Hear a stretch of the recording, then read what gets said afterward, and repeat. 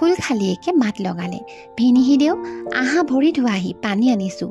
ভিনীহিয়েকে ফুলখালীয়েকৰ মাত শুনি উত্তৰ দিলে, আইটিনে আহা মোক আদৰি নিয়াহি, নহ'লে মই এনেই নাযাওঁ।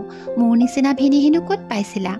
এই কথা শুনি সৰল মনৰ গুণেশ্বৰীয়ে ভিনীহিয়েকক হাতত ধৰি কাবৌ কোকালি কৰি লৈ গৈ ভৰি ধুবলৈ ভিনীহিয়েকক পানী ঘটি আগবঢ়াই দিলে।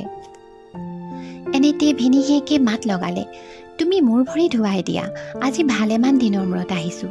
তোমালোকে দেখিছোঁ মোক সমূলি মৰম নকৰা। গুণেশ্বৰীয়ে এই কথা শুনি ভিনীহিয়েকৰ ভৰি ধুৱাই দি হাতত ধৰি নি বহিবলৈ ধৰা পাৰি দি বহা বুলি তাতে বহুৱাই দিলে। এইদৰে জোঁৱায়েকে কিছুপৰ বহি থকাৰ পিছত ভাত খাবৰ হ'ল। শহুৰেক ভাত খাবলৈ বহিল।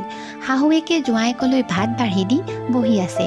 জোঁৱায়েকক ভাত খাবলৈ মাতিছে, কিন্তু সি উঠি নাহে। বৰকৈ মাতিলত জোঁৱায়েকে উত্তৰ দিলে, আজি মোৰ বৰ ভাগৰ লাগিছে, উঠিবই নোৱাৰোঁ।